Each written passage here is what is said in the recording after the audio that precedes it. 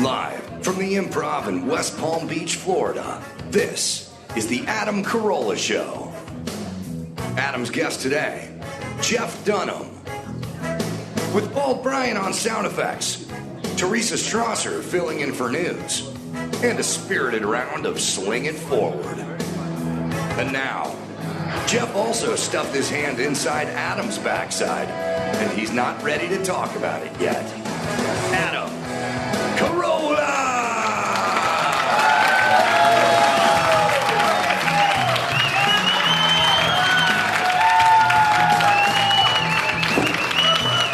Yeah, get it on, man. Got to get it on. No choice but to get it on. Mandate, get it on. Thank you guys for coming out tonight, COVID and all. I just left LA, so there's slightly different rules that we have in LA. I was driving down Pacific Coast Highway this morning on my way to LAX, and I noticed, now you guys, tell me if you think this is a good use of the taxpayers' money. The beach has multiple beach volleyball nets and courts up in the middle of the sand, but of course they took all the nets down because you couldn't have people outdoors 28 feet from each other hitting a ball back and forth. That's a death sentence. I mean, evidently. But just to make sure that people didn't show up and play imaginary beach volleyball with an imaginary net, they bulldozed a bunch of berms on each one. So they made these huge sand piles on each volleyball court. There's like 20 volleyball courts. There's 20 huge piles. It's a fucking waste of time unless the Japanese invade. In which case, I will be seeking cover behind one of those berms.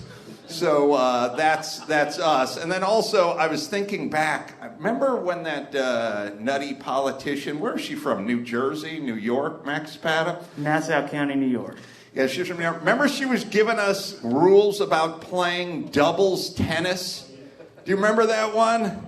Like you have to stay a court and a half apart. If the ball rolls to you, you have to have a certified dog pick it up and throw it into a canister. Like she was talking about not touching the ball. You have to kick the ball. Are we just a bunch of fucking superstitious gypsies or what? What year is it? What year is it that you can't touch a tennis ball? I mean, sure, you turn on CNN every morning and you hear about another person claimed by COVID via tennis ball. And wiffle ball deaths are on the rise. All right, enough with that guy. Do you have that clip, Chris? I told Chris to whip that thing up.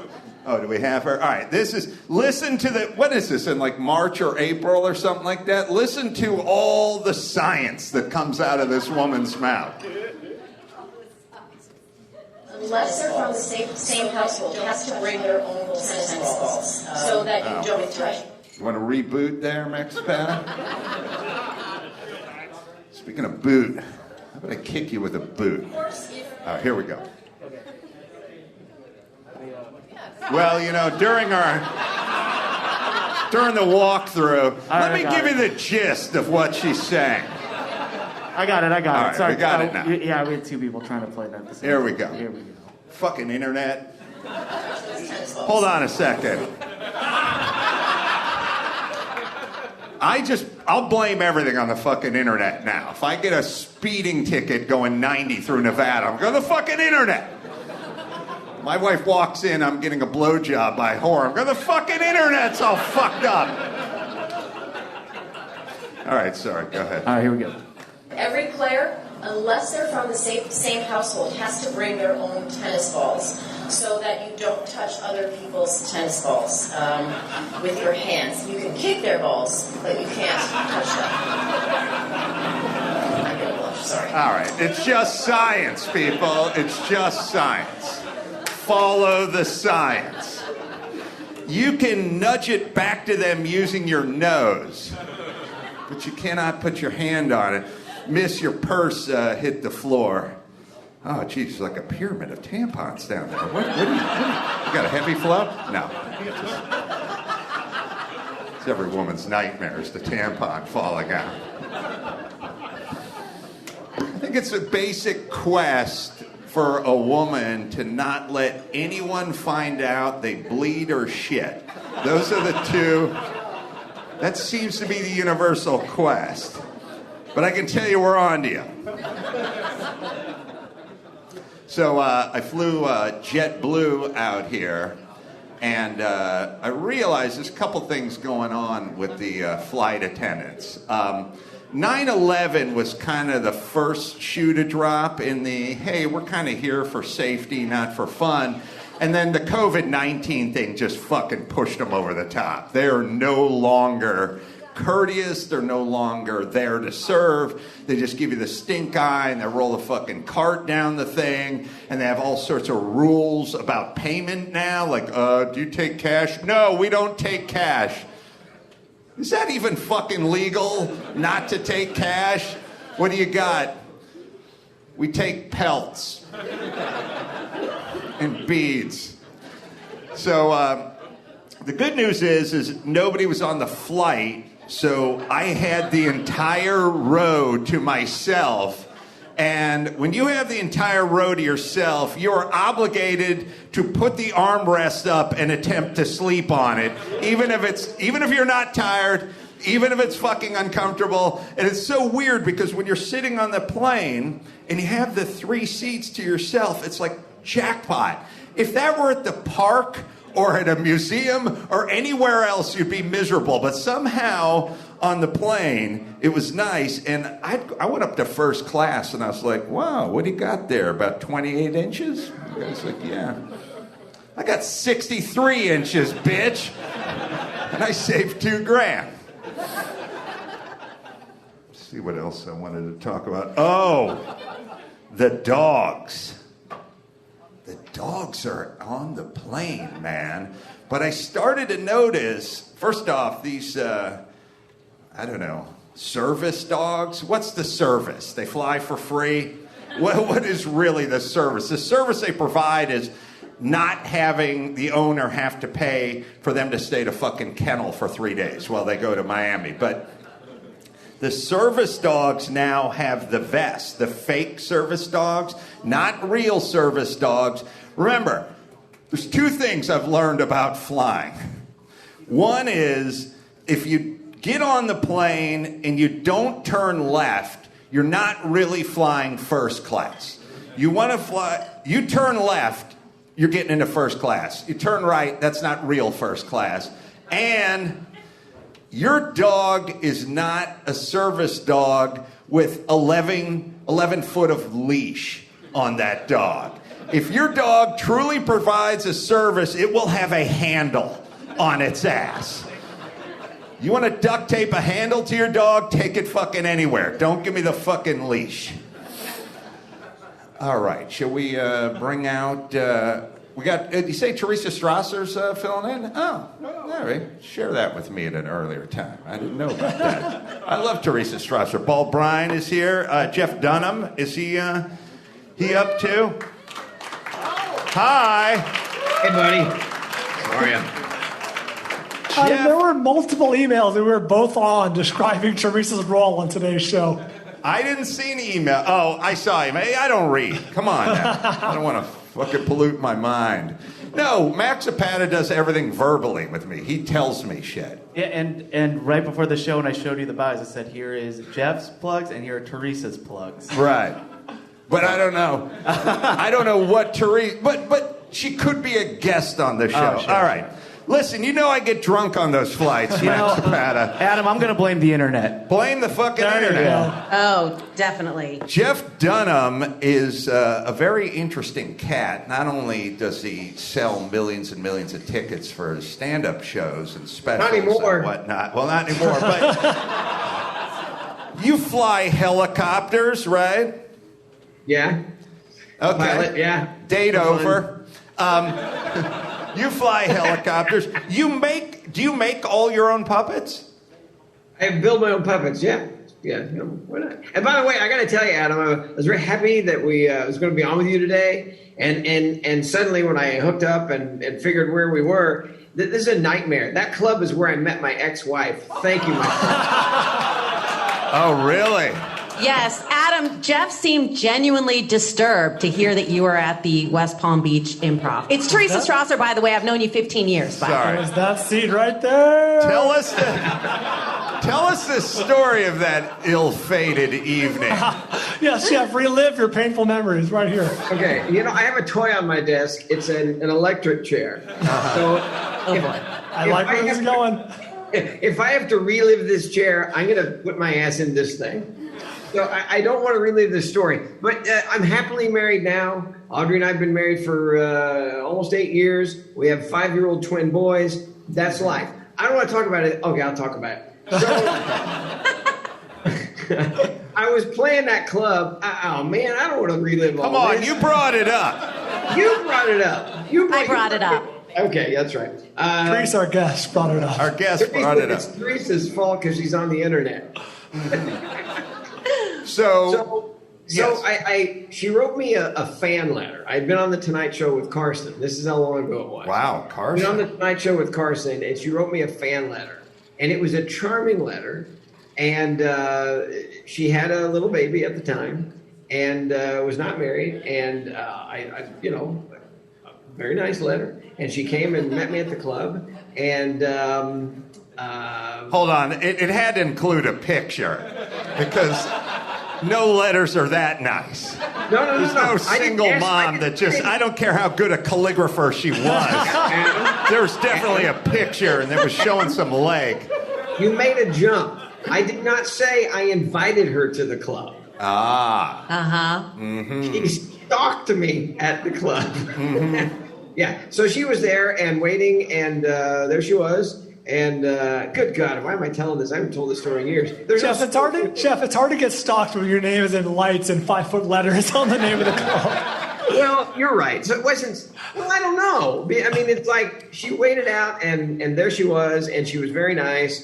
And things were fine back then, and we got married at Disney World, and it was fine. And then things went downhill years after that. So sometimes they work out. Sometimes they work out. Sometimes they don't. I have 3 beautiful daughters from that. Yada. We get it. Hold on, you've got 3 daughters and 2 boys. You've got a full house? No, I had my daughters are grown. I became a grandfather 6 months ago. Whoa. And now I have 5-year-old twins in my house. So yeah, I started over again. I can't believe it didn't last forever because most nuptials that take place at the Epcot Center, that shit goes on for eternity. Wow. Yes, also relationships with comedy club fans are, can go for the long haul. Notoriously. I would give a little piece of advice to any young floozies who want to land a whale like Dunham or any up-and-coming hot comedian. All you have to do is wear like a tight-fitting skirt and just wait in the lobby, and when the guy's walking back out to the hotel, you just go, I was the one who wrote you the letter. They get tons of fucking letters. They drink a lot. They have no idea that's yours. They're just going to think of their favorite letter and associate you with it. That's Jeff probably says, what oh my happened. God, how's your mom? Yeah, how's your mom? I wrote the letter. She probably never even did it. You never take a handwriting test. No one ever dusts the letter for prints. You don't do any fiber analysis. You just stand out there. This chick could do it. When you're done with this guy, just wait in the lobby. I'll be walking out, and you go, hey, I was the one who wrote you the letter. And I'll go, I love that letter. Man, it smelled like perfume, and you sealed it with kissing potion. Oh, man, I beat off to that letter. Adam, there's a 2% chance of catastrophic failure if the lady says, I wrote you the letter. And the guy's like, oh, my God, how'd the biopsy go? Yeah. 2%. So, Jeff, but I do want to get, I'm a woodworker, I'm a craftsman, I'm a builder, and I just love the fact that you construct all your puppets. Am I allowed to call them puppets? Do we call them partners? I don't know if that's gay. I don't know what to call them. It's Dummies? wooden Americans. What is walk us through the process of constructing one of those? If I was closer to my shop, I could just take you out there and show it. Let's see. No, I'd be boring. So it's I don't know. I've done it a million different ways. I started doing it in college, but I sculpt it out of clay, sculpt the head out of clay. Mm-hmm. Nowadays, because of the technology, I then take a 3D scanner. I scan the head on the 3D scanner. Now it's in the computer. Then I take the 3D printer and I print just the shell of the head on the 3D printer. And that's it. And then I have to install all the mechanics and the movements and paint it and do all that stuff. Oh, now you sound like Artie Lang. That guy. What does that mean? I don't know. I was trying to think of the least likely comedian to construct a puppet, and I came up with Artie Lang. That's as good as I could do. So, I think you own some really bitchin' cars. I've seen you on Jay Leno's Garage maybe 5 times. I have a Pacer. Yeah, we're not interested in the Pacer.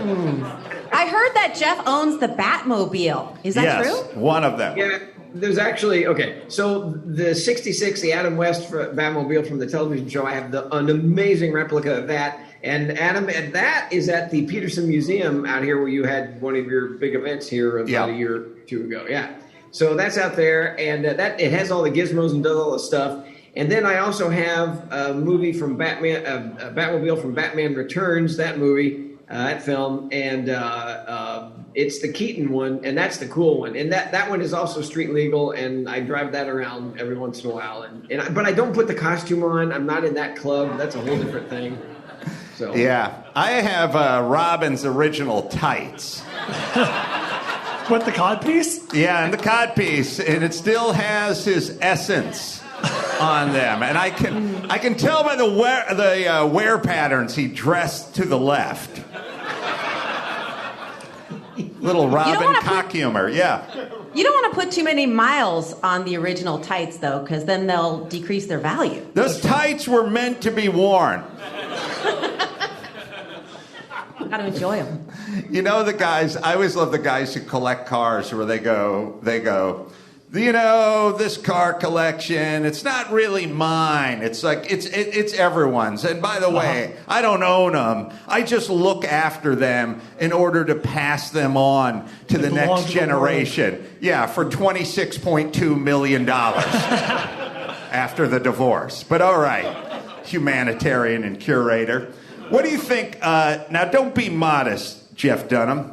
What do you think the most valuable car in your collection is worth? Oh, what it's worth or which one it is? I don't know. It depends on the buyer, you know that. But I got to say, that Batmobile, I don't know. Hold on. There's a Hemi Cuda. And that one used to be up there. It's interesting how those muscle cars now have started to go down in value. You know why? Because all the guys that care about them are dying. Yeah. Yep. Yeah, and they're kind of pieces of shit. I mean, let's be honest. Iron block, iron head, push rods, fucking bench seat, shifters Bryan on the column. and I are nodding our heads like, yes. Yes. Enthusiastically. Live axle, straight axle in the back, leaf spring suspension. Come on. They're bound to go down. They're no Lamborghini. Sorry for being a snob. I'll tell you which one it is. You saw it and you made fun of it. The most valuable one right now, if I had to sell it, is the new Ford GT. Oh, yeah. The new one. Yeah, the new one. Hold on, I saw something. You made fun of me because I had it custom painted by Ford. Purple. Yeah. I don't know. It doesn't sound like me seeing something and making fun of it. Yeah. You sure it wasn't Artie Lang? Yes, he painted his car purple. Like, shortly before Prince died, he saw the car and went, that's a little too much. Did you paint it purple or did you wrap it purple? No. Painted by the factory, one of one color. It's an awesome purple, I'm telling you. Yeah. You know why it's one of one? No other human being wants a fucking purple GT. All right. Teresa Strasser, let's talk about you. Yeah. How's it going in your world? How the kids? What's going on with Little League? It's good. My kids are in second grade and fifth grade, and out here in Arizona, they are in school. They go to public school, so they've been going. Who knows how long that'll be, but I'm grateful. Yeah. And how about you? How are the twins? Are they home? Yeah, they're at home. I think they're lighting candy cigarettes with $100 bills. That's usually their preferred activity when I go on the road to try to make money. How old are your twins? 14-ish. Was thinking about that today. Yeah, they're 14. So I was screaming about them not being able to go back to school for the last 4 months, and then it turns out this week they started going back to school, and I had to fucking drive them to school, and I was like, this is bullshit. You gotta shut this shit down. This is an outrage. I hope you brought body bags. Change your tune right quick. Aren't they getting ready to shut us down again? And then they'll be back from your mouth to God's ears. Like I said, you know you're a lazy parent when you drive your kids to school in a bathrobe. I literally drove them in a bathrobe. And as Bryan, I think, pointed out a show or so ago, no trunks underneath, just pure... Oh, really? Just terry cloth. Yeah. And I got to tell you, though, man, the bathrobe with the seat heater, that's fucking living right there. Yeah, I think the rule is you can drive in a bathrobe as long as you don't go on the freeway and you don't get a boner. Those are the rules. Okay. You could drive from LA to Phoenix if you just took side streets. It would be fine. You just can't get up on the highway. How often do you get a boner on the freeway? You really do love cars. Wait, when you see the purple car. Yeah. Yeah, no, that's a wood killer right there. That's Jeff's purple GT Ford is nicknamed the cock blocker. Do you have names for your cars? You must have named your shit, right? Have anything? No, I don't name. What, like a woman's name? No. What? By the way. Well, pardon me for offending you, Your Highness. Put your fucking hand up a puppet's ass 9 hours a day, and all of a sudden it's like, how dare you? I said good day.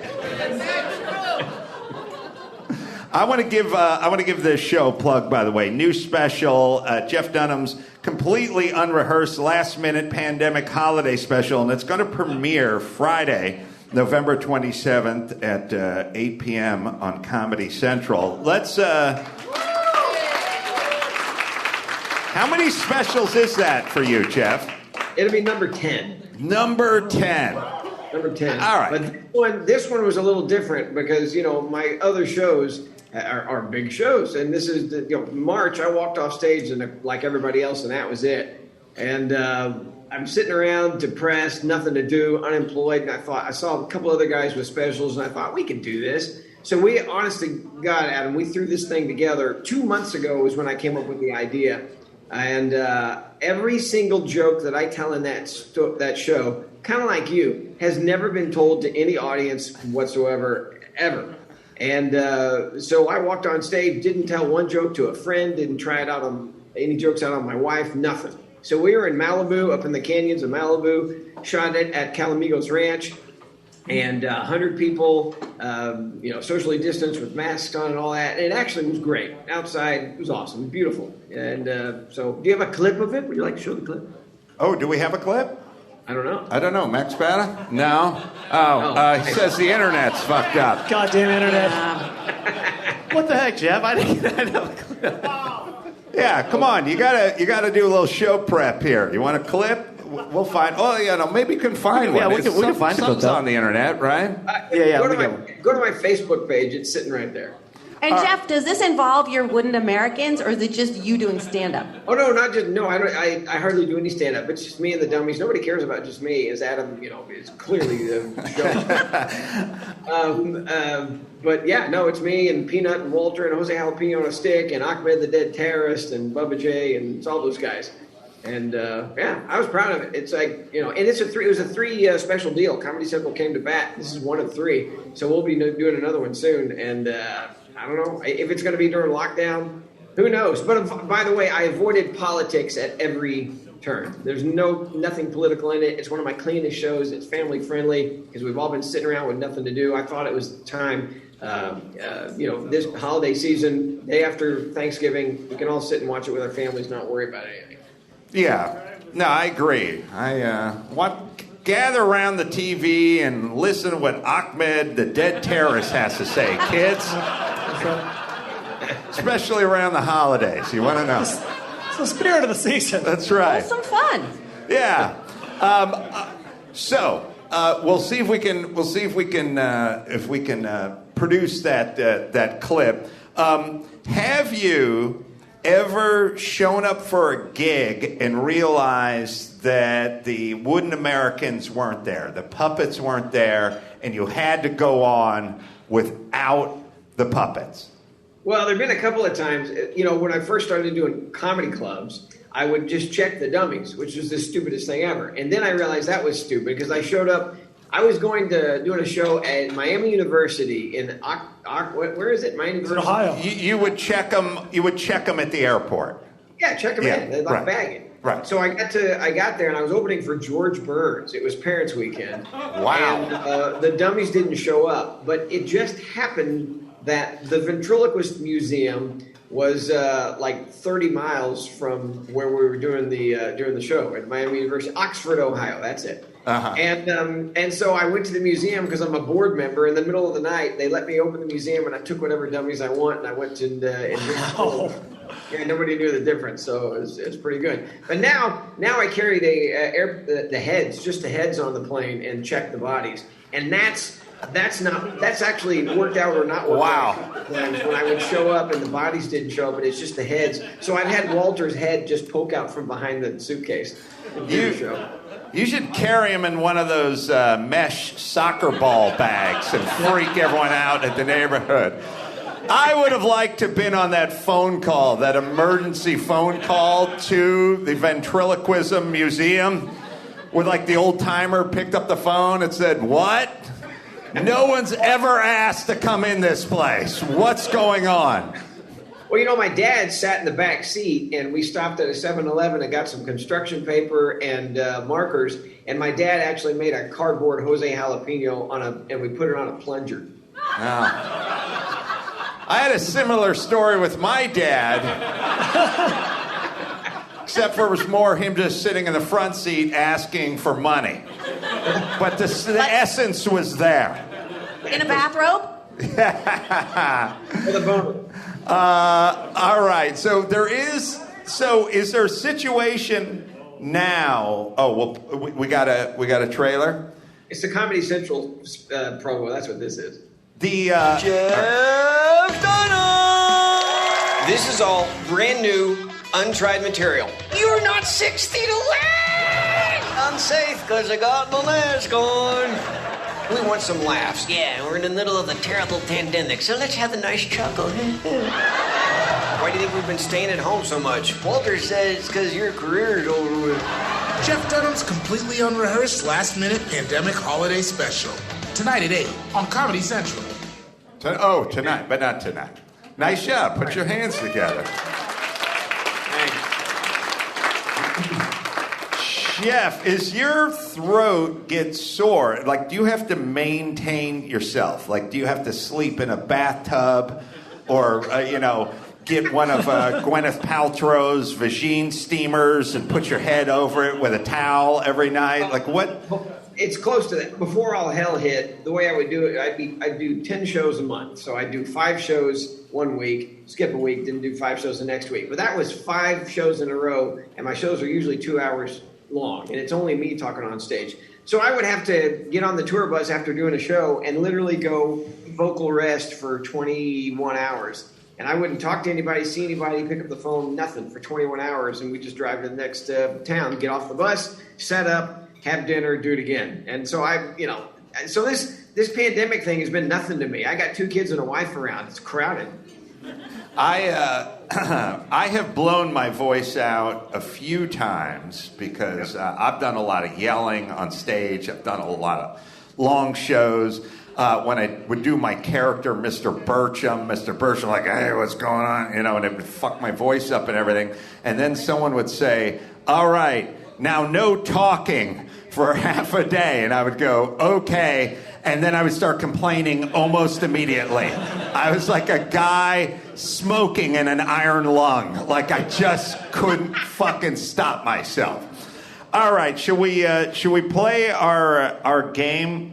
You want to play Sling It Forward? This is a version of totally topical TiVo trivia. You got an opening for this one? Yeah! It's time to play Sling It Forward, the game that's suspiciously familiar. Brought to you by Sling TV. Yep.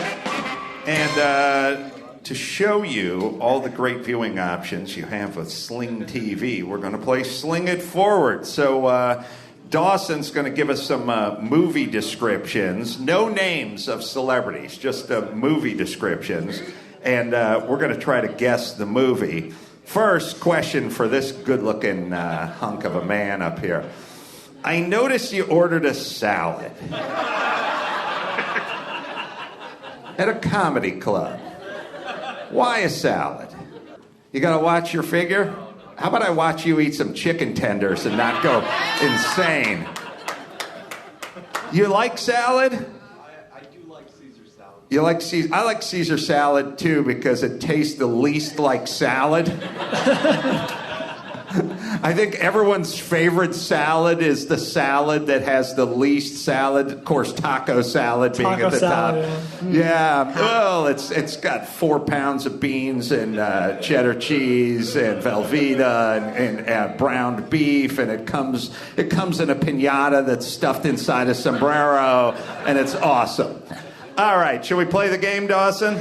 All right, these are actual descriptions from Sling TV of movies. I'll read through it. When you know the answer, buzz in with your name. We'll give you a chance to answer. Adam will be playing as Pete. Yeah, First Pete. to 5 wins. Mm-hmm. How do you buzz in? What? Yell your name out. When you know it, order. Jeff, just say Jeff. Okay, it'll never happen. I'm horrible at this crap, but go ahead. A sole survivor tells of the twisty events leading up to a horrific gun battle on a boat, which began when 5 criminals met at a seemingly random police lineup. Bryan. I only got to the end. I didn't know it was The Usual Suspects. From 1995. I forgot about the boat aspect. The boat aspect was, range elements. There's a battle on a boat?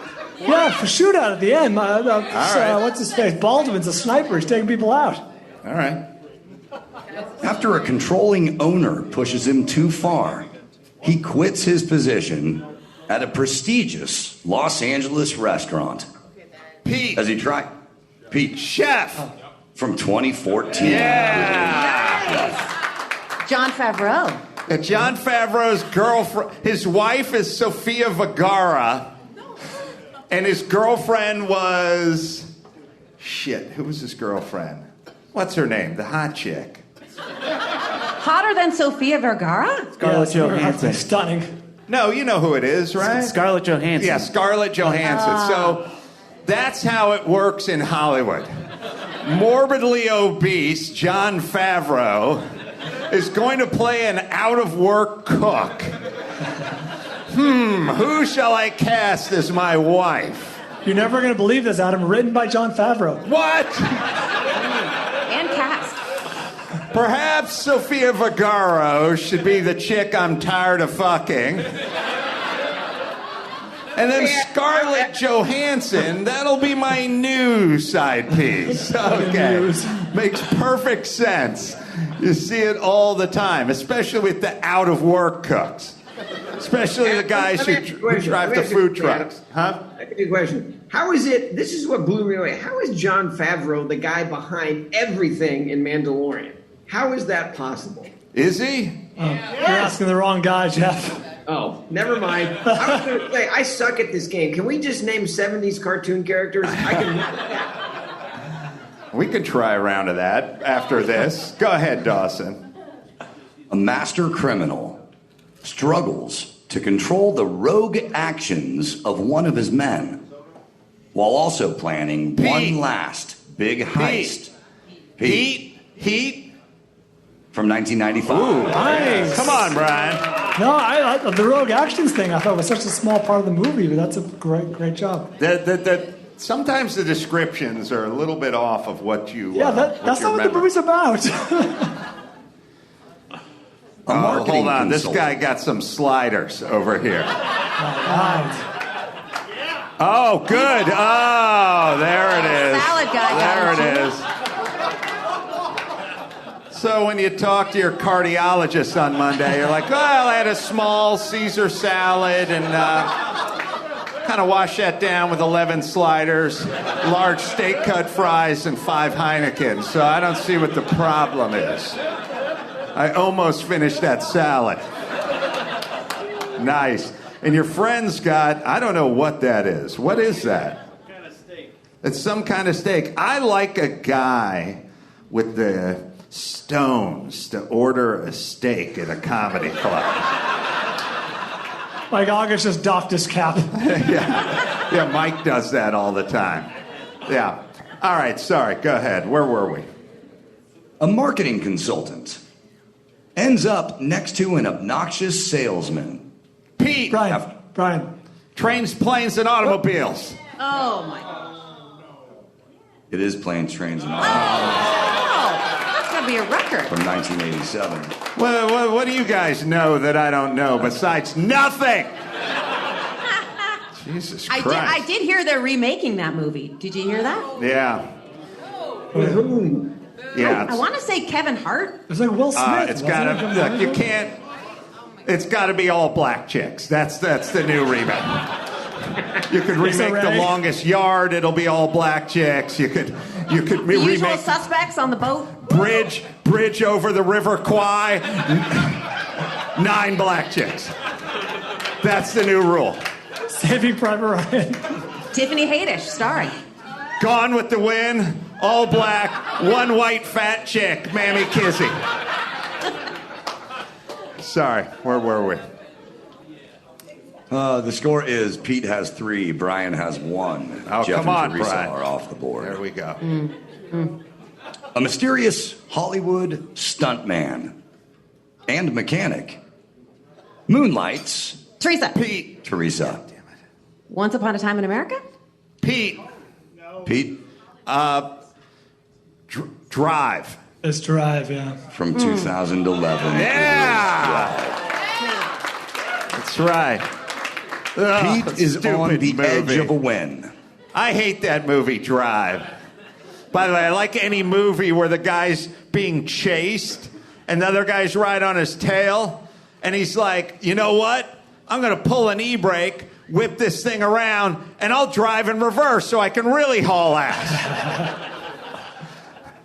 You ever watch a motorsport event where the guy's like a Talladega and he's like, I don't got enough ponies in a straight line, and then he whips it around? The fucking thing about, I don't want to take too deep a dive, but you don't have a 6-speed in reverse. You have 1 gear and it's super low. It's like a granny gear because you're not supposed to go 80 miles an hour in reverse. You top out at like 26 miles an hour because that's the way they build the cars. But anyway, he's got his toothpick. He's cool. All right. Oh, you know the other thing, Drive? You know what drives me nuts about that movie, Drive? Cranston's character. You guys see that movie?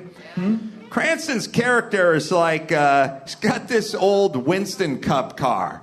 And he's like, you know, I bought this car. We could get you into it and get you on the circuit. It's got good compression in the cylinder heads, plenty of action left in the suspension. And he goes, and the tires are good.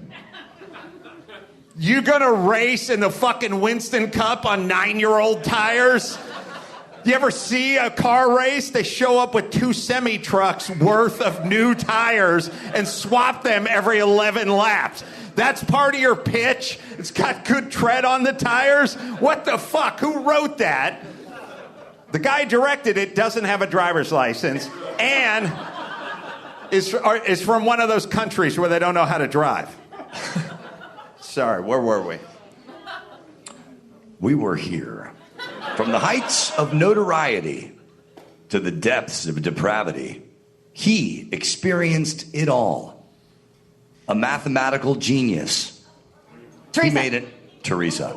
Is my only hope. A Beautiful Mind? From 2001, Yeah. Teresa is on the board. Oh, great. Fine. Hey, A tough... put Ahmed the Dead Terrorist on, Jeff. Maybe he knows. Look, you'd at least tie with him.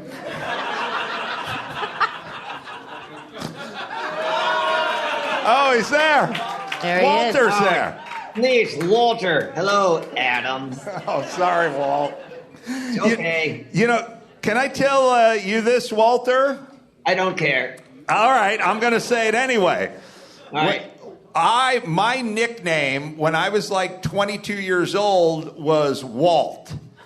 And the reason my nickname was Walt is because I lived in an apartment with 3 guys, and all they did was rip bong loads and party and nail fat chicks. And I would walk out into the hall and go, fucking, it's Sunday night. I got to get up at 6 tomorrow. You guys got to go to bed. And they'd go, okay, Walt, because Walt was short for Grandpa Walton. And that was my nickname. So I feel it. I feel you, Walt. That's a fascinating story, Adam. Thanks for sharing it with us. You know, Actually, Adam, I appreciate that story, and I will remember it forever. So thank you. There you go. Shut up. Oh, wow. Play the damn game. I want to lose all right. too. Here we go. A tough detective matches wits with a cunning bank robber as a tense hostage crisis Walter. is Bryan. Pete. Walter. Tootsie. Is it Bryan. Bryan? Is it Inside Man? Inside Man. From 2006, God it damn is Inside Man. I knew that one. That's a solid movie. It is. A high Very school well done. student races against time when his Bryan. Bryan. Oh boy. Back to the Future. When his misguided Teresa. attempt, Teresa, Ferris Bueller's Day Off? to hack into a video game company Oh, it's a great movie. War put Games. Pete from 1983 Yes. for the win. And it wasn't because that guy yelled it. It is War Games, a rare road victory. Wow. That I was so in love with Congratulations, Matthew boss. Broderick in that movie. He was so cute. It's a good movie. Yeah, Matthew, Broderick. yeah. Who's he married to? Sarah, what's her nose? Sarah Jessica Parker? That feels like a lot of work. Does she What, feel be like a lot married of to- work? I don't know. Walt, what do you think about being married to Sarah Sex in the City? Jessica Parker. I'm more concerned with, I want to see if you remember the name of the computer in War Games. What was it? Ooh. The Whopper. It was an acronym, wasn't it? It was the Whopper. The Whopper. Thank you. Oh, thanks for. Sarah Jessica thanks. Parker, I Yeah. don't know. She's one of those women you go, yeah, she's hot. And you go, oh, no, she's not. So I don't know. Do you have that experience, Adam? Yeah, I think all men view Sarah Jessica Parker the same way, which she's hot at one time, and then she's not at another, and then she gets hot again. What Walter is describing, that's called a phaser. Oh, really? Okay. You go Yeah. in and out of phases. You're like, that's hot. I mean, maybe not. I don't know. Oh, hot. Well, my thing is if I dated her, I would solve that riddle by simply seeing her on Tuesdays, Thursdays, and Saturdays. Not interested in the non-hot days of the week, you know? It's just science. All right, let me. Do we have an outro, Swing Dawson? it forward. Brought to you by Sling TV.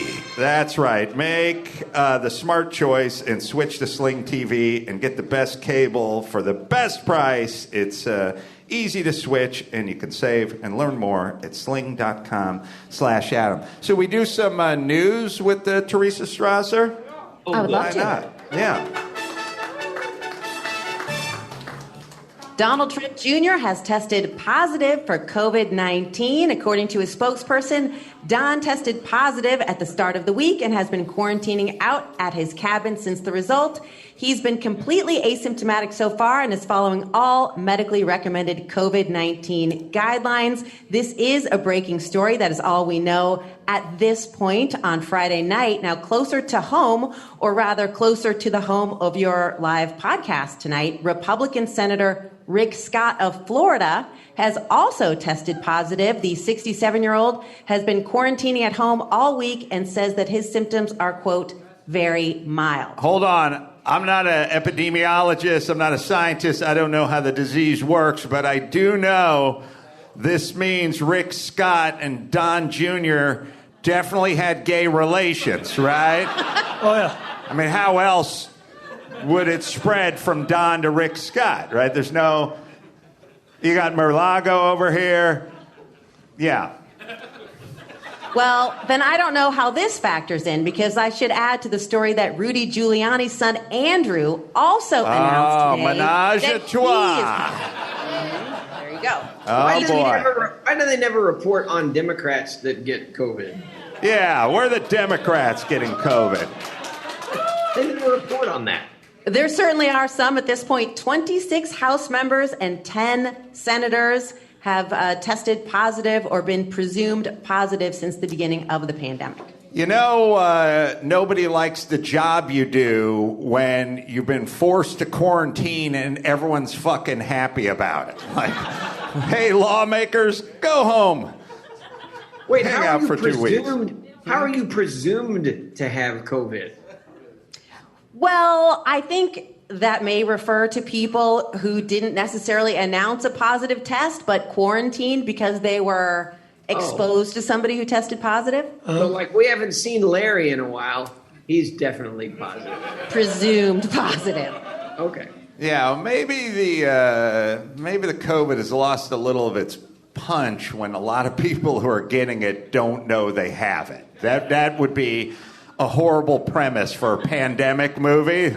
Do you have the killer pandemic? I don't know. I had a little headache when I woke up this morning, but it's gone now. Oh, wait. I was doing that move where I tried to put my socks on while I was standing up, and I stumbled. So... And then, I don't know if I'm disoriented, but when I was using the universal remote, I hit the pause instead of the play, and I didn't mean to do that, so...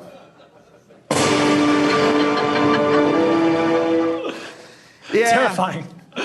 And then I went to a comedy club, and I had a salad. Wow, this guy just devoured 4 sliders...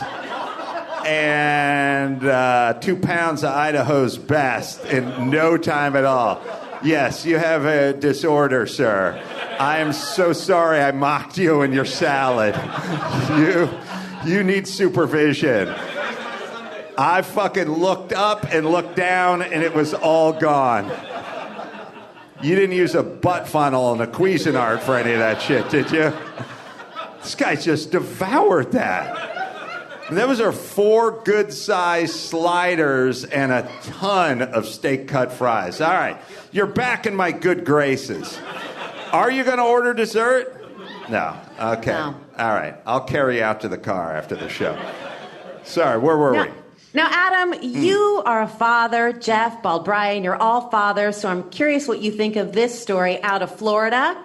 Fox News reporting a man has been accused of contributing to the delinquency of his 8-year-old son after deputies say he had the kid tag along with him during a recent series of crimes. When Ernest McKnight III, 36, was asked by a detective why he had the child with him, he replied, quote, "I was trying to toughen him up. I do not want him to be soft," unquote. Now, you may be thinking, what constitutes a crime spree?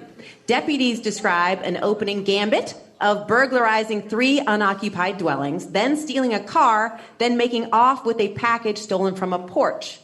Sheriff Grady Judd, strong name for a sheriff, I should add, says, quote, taking a child out with you while you're committing felonies is not the proper way to create a positive influence. Let me write. Hold on. I need a pen. What'd you say? It is positive or it's... Okay. I'm a new He's dad. Saying, trying to learn. Okay. Hey, no, you should pay attention. But can I say this? When I was growing up, a crime spree meant you yelled to somebody to take the wheel, you busted out the rear window, and with a Tommy gun, you shot at like the feds that were chasing you. You didn't steal shit off a porch. No, that's what the fuck kind of... I stole a wooden salad bowl that Amazon dropped off. Oh. Bonnie and Clyde tell their new daughter they're going to go knock over a mailbox. Right. All right. We need a good second story man. We need a good wheel man. And we need someone to disable the Ring doorbell. Sorry. I think you're going to find the vehicle disappointing based on that. What's the vehicle? It was a red Hyundai taken from a road surveyor. Oh. But it did get clocked at 120 miles per hour. Now, let's see what this baby can do. Yeah. That's not possible. I was confused by that too, but you're a car guy. Can you take a Hyundai to 120? Yeah, you can. That's about it. I mean, that's going downhill. That's where the party ends. But yeah, you can get any probably modern You can get a minivan up to probably $120 these days. In reverse. Yeah, in reverse. Yeah, you have to be in reverse, like the driver guy says. All right. I think the guy loses his license of being a dad. That's what I think. Yeah. Well, he said he was trying to toughen up the kid. Yeah, I don't know. I think this guy was high, and also I haven't. Well, there he is. This kind of guy'd have difficulty finding a good, reputable sitter, you know? And he probably wanted to look at the resume. He wanted to see what the Yelp reviews were. References, of course. He tried to go on care.com, but the fucking internet wouldn't work. That's right. The internet was down. Had to go on a crime spree. All right, what else do we got, Teresa? This story is shockingly not out of Florida. From the smoking gun, a half-dressed Connecticut man who was spotted, quote, humping trees in a stranger's backyard is behind bars on multiple charges. According to Naugatuck Police Department, officers were dispatched yesterday afternoon to a residence, this is true, on High Street, after a 911 caller reported there was an unknown male in the backyard, half-dressed, humping trees, screaming, and eating branches. When cops arrived, the suspect ran into a neighboring house, causing its inhabitants to flee their home in fear. The intruder, identified as John Vignar, 36, subsequently exited the residence and was placed under house arrest. Walter? I used to be a tree. Oh, yeah. That's true. Oh no. So this is disturbing. It's a big Jeff Dunham fan. Yes, you're right. We could have just enjoyed. This is just disturbing on no end. I don't know what to say. I don't need humping a tree. I've actually done that myself, but I'm married to her. Met her at a comedy club. Thank you. No, not the same guy. Different guy. She carved. Hey, how many folks are in the club right now? I don't know, 100, something like that. You want to say hi to him? Great. No, I just did. Yeah, I'm seeing half of them right now. Okay.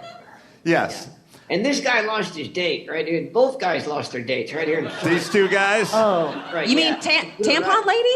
No, the other guy's further to the right, closer to the camera. They don't have dates. How did this happen? These two don't have dates. Yeah, they don't have dates. What happened? Oh, yeah. They just got up. Yeah.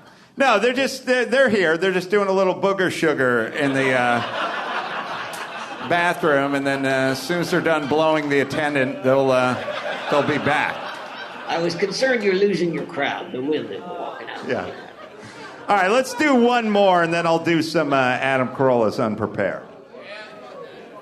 Because we're in Florida, we'll close out with another Florida story. This reported by the Miami Herald. A Florida man was arrested after causing a commotion in a Checkers drive-thru, throwing a fit over the lack of lettuce for his sandwich. Understandable. Henry Arce Caballero now faces charges of disorderly conduct and resisting an officer without violence following the drive-thru drama. Employees got scared when the man beat on the drive-thru window and screamed at them, furious that the restaurant didn't have any leafy greens for his order. This meltdown caused the workers to fear for their safety and for the other diners inside. Per a criminal complaint, authorities arrived. The man was reportedly uncooperative and denied the allegations of erratic behavior. Local media report the 49-year-old also refused to show police his driver's license. He was eventually removed from his car and taken into custody. Isn't this was a fast food place? It's Checkers. I looked it up, Checkers. and it looks like burgers, fish sandwiches, chicken sandwiches, where you get like one piece of lettuce.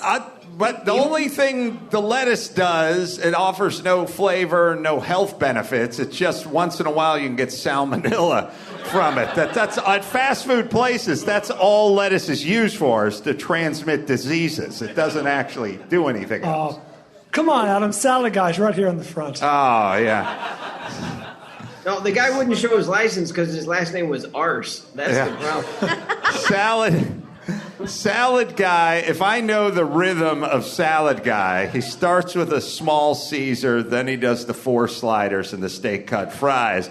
Now he makes his move to a Diet Coke, followed by 6 shakes. Is that how you roll? What are you drinking right now? Diet Coke. I knew it. Oh, my God.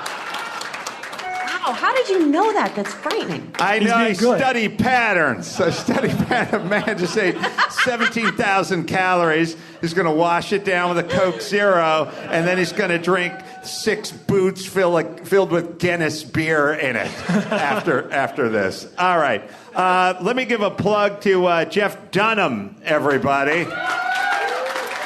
Thank you. New special, Jeff Dunham's completely unrehearsed last-minute pandemic holiday special premieres Friday, November 27th at 8 o'clock on Comedy Central. And shoot him on Instagram and Twitter at Jeff Dunham. This is the new guy. That he's not. Let's do new guy. Yeah, what do you call him? His name is Earl, but it's spelled URL because he's a troll on the internet. That's very clever. Yeah. What's he sound like? What? What's he sound like? Oh, like, for sure, we're out here in California doing stuff, so I'm busy right now. So, yeah. Wait, is he a fan of the Adam Carolla Show, or does he troll us? I think I should be one of the trolls, and I'll do that, for sure, soon. So there you go. That's going to be the new guy on the show soon. Well, and you made him, right? Of course. Yeah, of course I made him. I made him during the pandemic. I actually made him online. I would construct him a little bit and do a Facebook Live. And so I built him online. There's a bunch of videos if anybody cares. All right. Where do we go to see the videos? My YouTube channel. Okay. Jeff Dunham's YouTube channel. Thanks, Jeff Dunham. All right. Thank you, Adam. Teresa Strasser appears on TV nightly as a correspondent for a syndicated lifestyle show called The List, so support her. And, of course, the podcast, Easy Listening with Gina Grad. Do not forget that. Teresa Strasser, everybody. Bald Bryan. And you guys get your questions ready or your comments ready, or actually just one word if you can figure it out. And I will do a stand-up routine on the one word that you guys shout out. But don't shout it out yet. Let me just take care of a little housekeeping here. With Simply Safe, break-ins on the rise during the holidays. Simply Safe is having a huge holiday sale. 50% off any system and free security camera as well, so you can stop those porch pirates. Whether you're traveling or staying put for the holidays, check it out. 50% off plus free security camera deal before this weekend. So let's get in on it. We all use it. I use Simply Safe Peel and Stick. Batteries last up to 10 years. No pulling wires, no muss, no fuss. U.S. News & World Report calls it the best home security of 2020. It's Simply Safe, right, Dawson? 50% off Simply Safe, plus a free security camera today by visiting simplysafe.com/Adam. Go today. This deal is this week only. That's simplysafe.com/Adam. Simplysafe.com/Adam. All right, shall we do a little Adam Carolla Is Unprepared? You guys can just shout out a word. What's that word? Biden. Okay. I don't know that there's much there with Biden. I don't even know if there's even there with Biden. It'll be interesting after the inauguration when someone informs him he's the president of the United States. But, maybe that's a good thing. Like, would you rather have no captain of your ship or a drunken captain of your ship? Because I think that's kind of the choices. We chose Biden because he's not Trump. I mean, that's really what this was. It was a referendum on Trump. Which is got to be weird, and I don't know if anyone told Trump this, which is no one really likes Biden. They just hate you.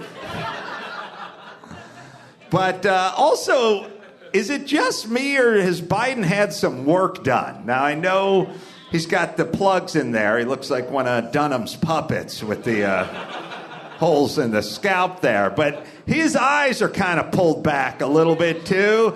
And if you look back on pictures of him like 5 years ago, he had a little turkey neck going on. So he's had more work done than Zsa Zsa Gabor. It's a deep reference there, a deep cut.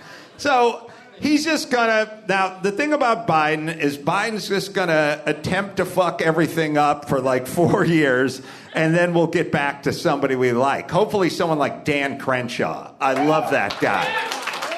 The decorated veteran, he's got a glass eye and a patch on, and I've had a beer with him already, so I'm gonna be rooting for him. Also, what drives me nuts about Biden or any politician, when they start getting sanctimonious about taxes. You see that clip of Biden? He's like, you're damn right I'm going to raise your taxes. Finally, someone with the balls to take more money out of my pocket. Wow. He says it with such certitude. He says it like fucking like a superhero goes, I'm going into that building. I don't care if it's on fire. I'm going to take more of your fucking hard-earned money away from you so that you and your family can't use it as you see fit. You're damn right I'm going to do that. So I'm a fucking hero. Why shouldn't the people, and by the way, I'm going to do it for these rich guys, these fat cats. You know, the guys, why aren't they paying their fair share? Why isn't the 5% who pays 80% of the taxes paying their fair share? I love the concept of fair share. Here's what the fucking fair share is. The fair share is if you guys all knew each other and you guys were all a group and you all ordered the same thing, the Caesar salad and then the 12 pounds of potatoes and beef and washed it down with a Diet Coke and the tab came to $54, then guess what your fair share would be? $54. But no, we have a new definition of fair share. Everyone at this table doesn't fucking feel like working. And then 3 guys on that table don't think they should work, and the other guy says he's got a bad back, but he's strung out on Norco. So now this guy, instead of paying his fair share, $54, is now paying $1,300. And then we have dickhead politicians go, why aren't you paying your fair share? Fuck you. That's fucking bullshit. I'm from California, and I'm rich. And if all this fucking Biden shit goes down with getting rid of the tax breaks and the corporate this and all that kind of fucking shit. My tax rate's going to be 62%. I'll give you a scarier math. I get to keep 38%.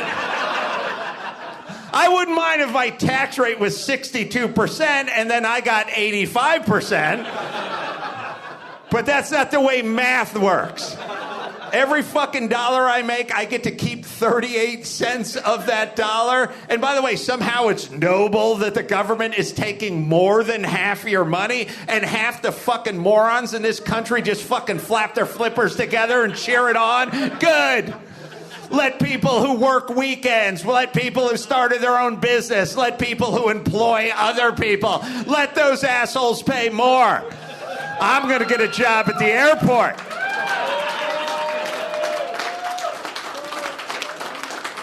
Jesus Christ, we've like declared a fucking fatwa on people that own businesses.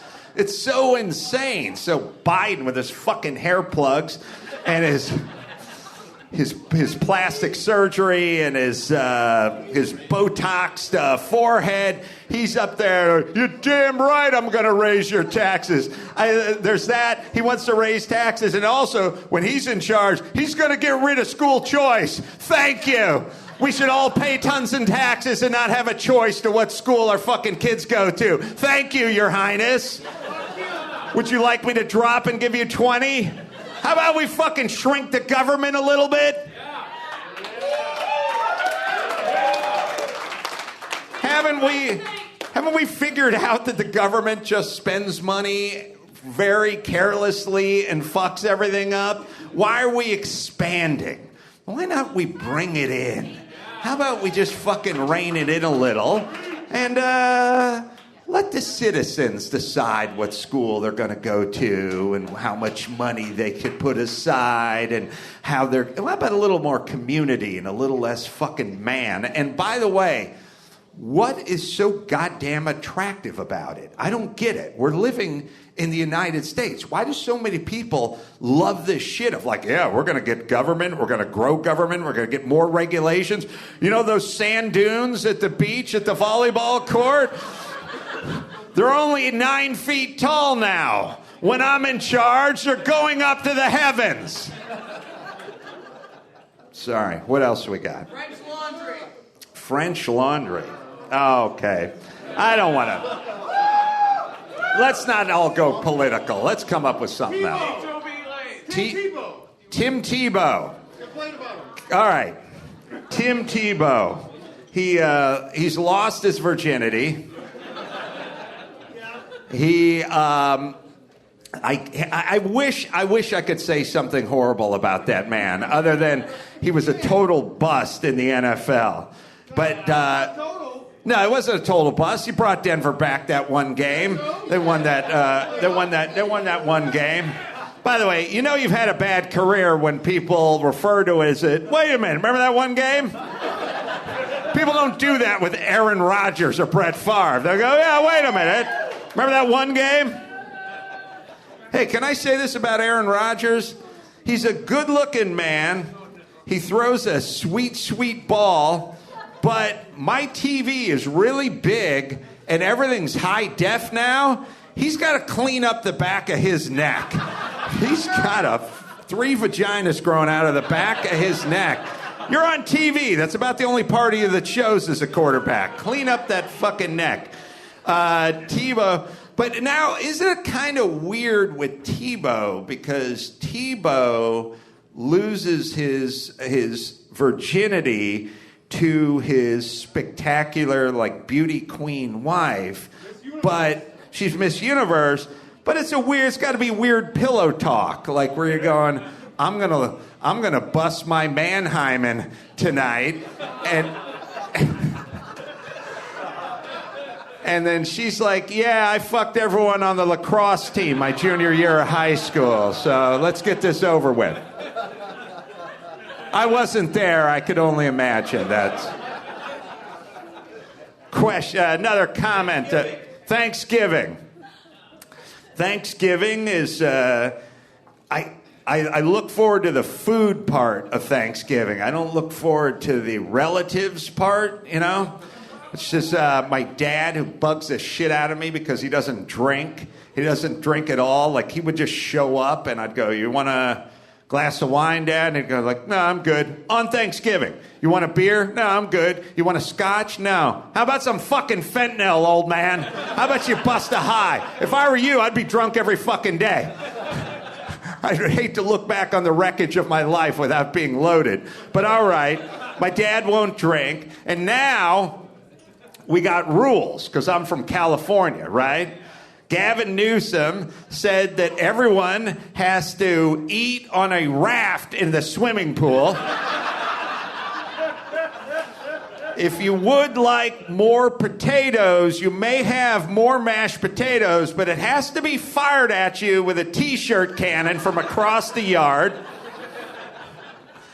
All the containers need to be plastic and sterilized, and if you go into the bathroom, it has to be hermetically sealed, and then it needs to have a holiday fogger lit off in there after it's used, and no more than 3 families, no singing, no loud talk, no anal sex. I think that goes without saying. I didn't even know why he added that one on. So according to Newsom, we can all just go out to the yard. Don't mind the dog shit. You'll be fine. We're all just going to sit in tables that are 11 feet apart. We're going to have our food served to us in a plastic fucking thing that you'd get at a gas station when you filled up in the 70s. Remember you used to get shit for filling up? Were we totally desperate, or was this before Amazon or China or whatever? Like, it was a big deal. Like, you go in there, you buy 70 gallons of premium fuel, you get a mug with a Rams helmet on it. Oh, fucking A. I'm gonna be rich. I could collect all 3. Yeah, so Thanksgiving, according to Newsom, is going to be out in the yard. And by the way, it gets cold during this time of year in California. Everyone's going to be distanced. I think the rule is no more than 3 families, although when that douchebag went to the French Laundry, he had 7 families with him. And he was indoors, and they were so fucking loud that someone had to actually close the door because they were expressing themselves with that much spittle and vigor. And they were sitting like, if they were any closer, they'd been locking arms. So don't do as he does, do as he says, because remember, he's the king, and you shall bow and genuflect in front of the king. That guy is a fucking slimy grease bag, and I fucking hate that douche. And if you would like something to masturbate to later on tonight, go online and listen to me tear that puss a new asshole on my podcast, because that guy is such a fucking intellectual zero. He couldn't answer 2 goddamn questions. And by the way, a liar, too. When he did his mea culpa thing, he did, well, I apologize, but we were outdoors. Really? When's the last time you saw 2 chandeliers swinging outdoors? There's definitely eye bolted into a ceiling joist, douche. Thank you. Thank you. Couple more. Who? Farting in the shower. Yeah, someone's not getting laid tonight. Vaccines. Remember that time you were in a shower with a woman and you peed on her shin because you thought it was funny? But she didn't think it was funny? Remember that? Remember that time? I'll tell you a funny female fart story. I was single for a long time, you know, and I was used to just being single. And when you're single, you build up bad habits. Fellas do, you know. And I'd gotten to the habit of driving in my car, and when I farted, I'd do the hand waft, you know what I mean? Like, hey, Let's see, let me guess what I ate. This guy does this fucking horn of plenty coming at him. It's like, it's 27 things in that biscuit. So I kind of reflexively just got into the driving with the, break a little wind and do that. I'd been doing that for a number of years. And one evening, I was driving along. And by the way, this story I told on MTV's Loveline, and Natalie Maines from the Dixie Chicks was watching. And this is the reason she asked me to escort her to the Grammys in like 2001 or 99 or whatever the fuck it was. I was driving. I'd been a bachelor. I got used to the, invisible hand of fart claw coming at me. And I forgot that I had a woman in the car. So I farted, the hand just reflexively just came up, and I did that. And she said, wow, not only did you fart, but do you have to do the hand thing? And I was like, oh, fuck, I forgot. You guys have all been there. You know the move. I'll tell you the ugly stepchild to the hand waft fart thing. That's when you've been sleeping alone for a long time, and then your new lady friend spends the first night at your house, and you have a couple of pops, and you fuck all night, and you go to bed at 3:30 in the morning, and somewhere around 5:45, when you don't even know where you are, you just let a big one fucking fly, and then realize there's another human being in bed with you. So I did the hand, I did the invisible biscuit hand. Went down, the gal, she was like, what the fuck?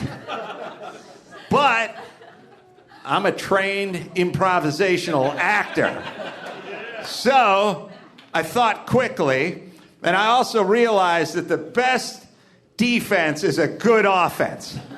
So when she said, what are you doing with your hand, throwing your fart at your face? I said, hey, I'm operating a motor vehicle.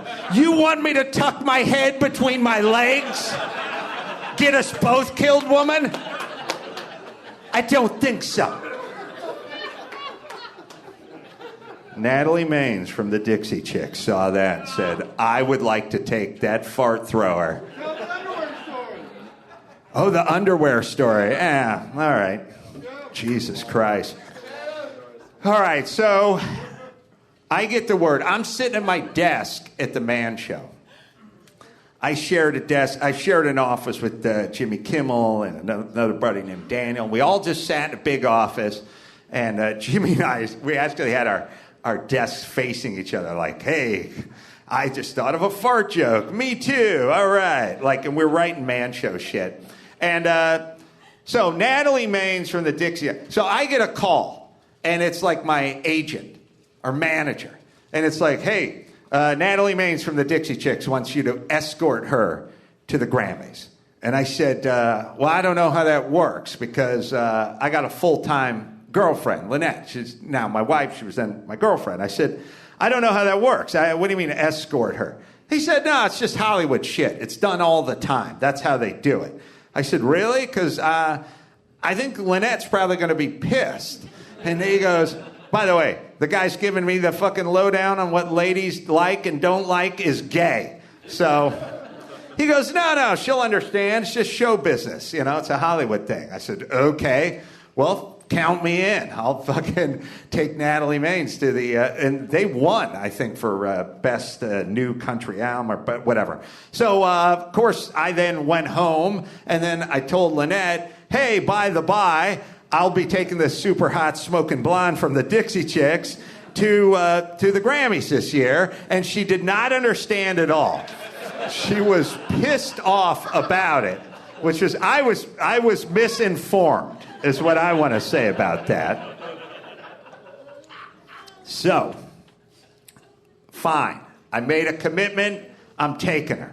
So I take Natalie Maines to the Grammys. My girlfriend is pissed as hell.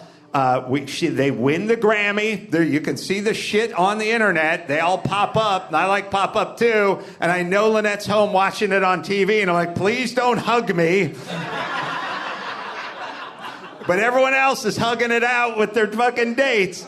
And I left that night. I went and did Loveline that night. And the next day, I show up at work, and there's a big bouquet of flowers on my desk. And I go, who's this from? Well, Natalie Maines had sent me a big bouquet of roses. Thanks for the evening. I had a great time. Hope I can see you again soon. And Jimmy goes, oh boy, this chick's got it bad for you. I go, yeah, she's just being nice.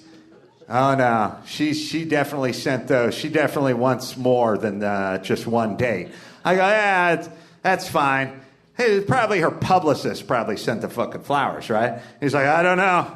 This could be trouble. You know, Lynette's already pissed off. I go, you know, I'll handle this.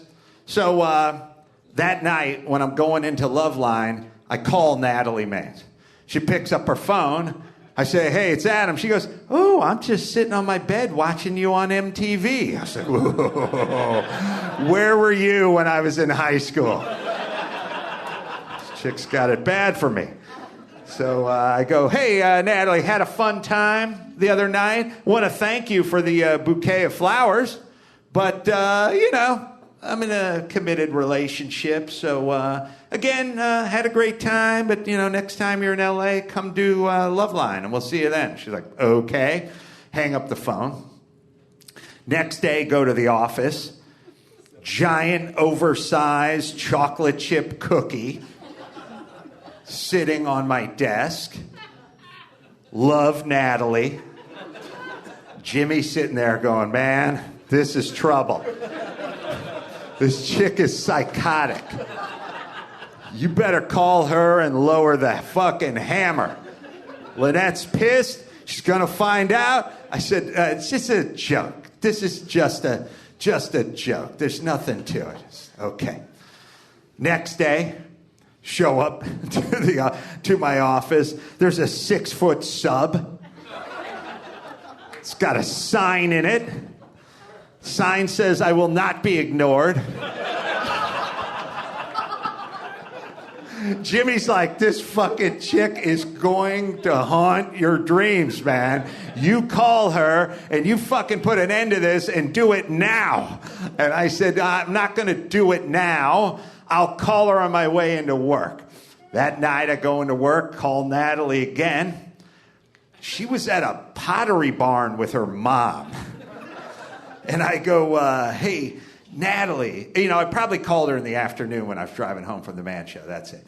And I go, hey, listen, I appreciate the cookie and the flowers and the sub. It's all good and everything, but it's got to end because, you know I'm desirable and all. But I do have I got a serious relationship here. I don't want to fuck it up. I'm already in enough trouble, so that'll be that. And she's like, oh, whatever, okay. Hangs up the phone. Next day, coming to my office, there's a box with a ribbon on it. Open the box. In it is a pair of panties, possibly soiled. And it says, we need to fuck now, Natalie. And I'm like, what? And Jimmy's like, you fucking call that nut job and you call her now because this is out of hand. And I said, yes, I shall, but let me just do one victory lap with these panties on my head because they just won the fucking Grammy and this is awesome. So I put the panties on my head and I went into the writer's room and I was like, guess whose panties these are? Then I got back, and Jimmy said, enough's enough. We've been doing it your way. It's not working. Now we do it my way. You call her now.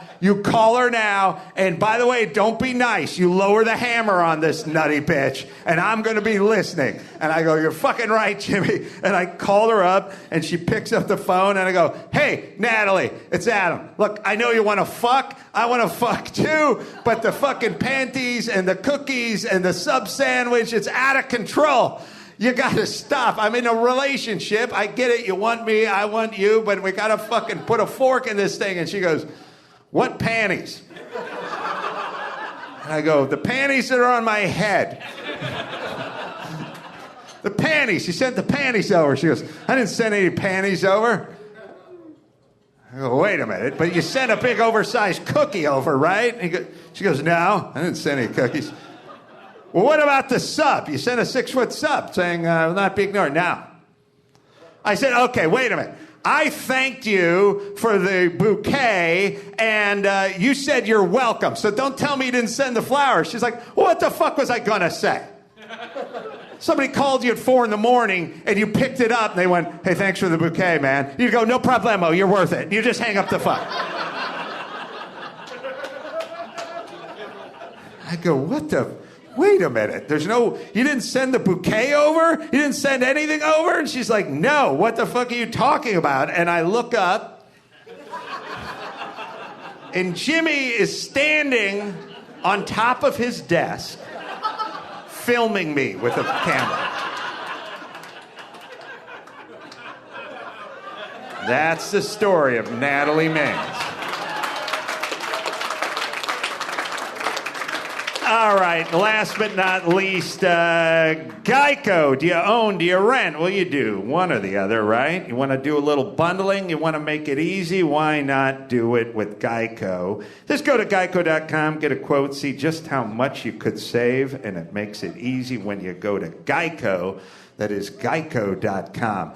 All right, you guys, I want to thank you guys for being an awesome audience tonight. I want to thank Jeff Dunham. I want to thank Teresa Strasser and Bryan. Until next time, this is Adam Carolla saying mahalo.